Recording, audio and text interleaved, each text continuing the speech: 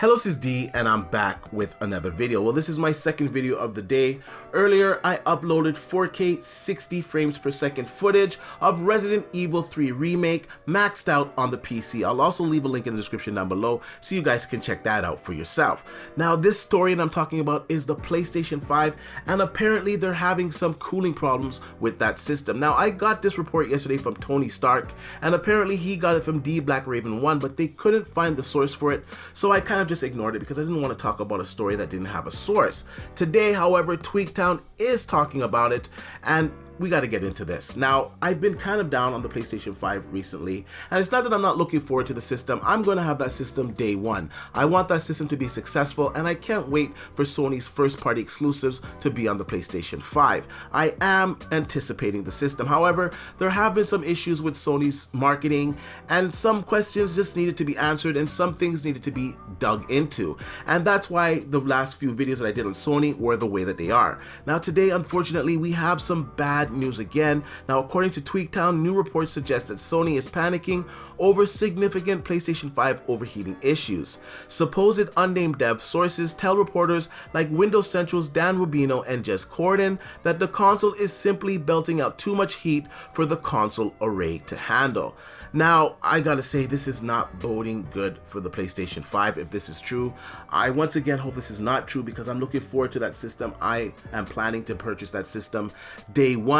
However, Sony hasn't really shown us anything on the PlayStation 5, well, at least the console. We don't have any kind of glimpse of what the console will look like. No type of hints, nothing was shown on the form factor. We don't even know what type of cooling will be in the PlayStation 5, and it better be good cooling because it's clocked at 2.23 gigahertz on the GPU, which is extremely high for any GPU, much less one inside a console. Now, the reason why I think there's more truth to this story is because the article that was linked to me, or the write-up, I could say it's some type of report, is actually pretty accurate to what the Tweaktown article was saying. I don't know if it's the same source, but I'll read what I was sent yesterday. It goes on to say, I talked to developers working on the games. I know several for the PlayStation 5. I also know people developing directly for Sony. I work in the business in another sector. The collective feeling is Sony screwed up this generation. They underestimated Microsoft and were overconfident.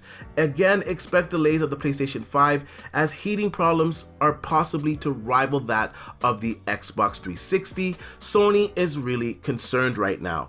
Now, once again, we haven't seen the design of the PlayStation 5. We know that the clocks on the GPU are really high for a console, and it all starts to make sense why Sony hasn't shown us anything thus far. Now, if this is true, this is really bad news for Sony. Now, in the end, if this is correct, I think they'll probably end up with a design similar to Microsoft's Xbox Series X to keep the cooling under control for the PlayStation 5, because apparently those clocks aren't even sustainable all the time. They boost up and down. Now, I know some people are going to say, no, it doesn't boost up. It's going to be at those clocks all the time. They're not. We heard a report from Digital Foundry just yesterday that developers are choosing to throttle down the CPU to ensure that the GPU stands at 2.23 gigahertz so they can get all the power they can out of it. Now we're hearing reports today that the cooling system is not adequate and that Sony is having issues with it. It all starts to make sense. Now, Sony at the last minute could have panicked, seen what Microsoft was going to bring out with a very powerful console, and they wanted to overclock their system to try to catch Microsoft, or at least lower the deficit between the PlayStation 5 and the Xbox Series X. Now, if we look at the GitHub leak, it had the PlayStation 5 clocked at 2 gigahertz. 2.23 gigahertz is a significant overclock. In fact, 2 gigahertz already was a really high clock.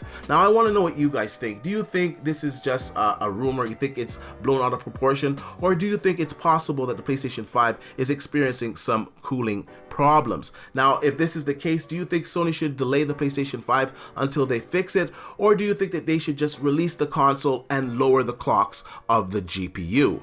Let me know in the comment section down below, and like I usually say, please like, share, and subscribe to the channel, and I'll see you guys on the next one.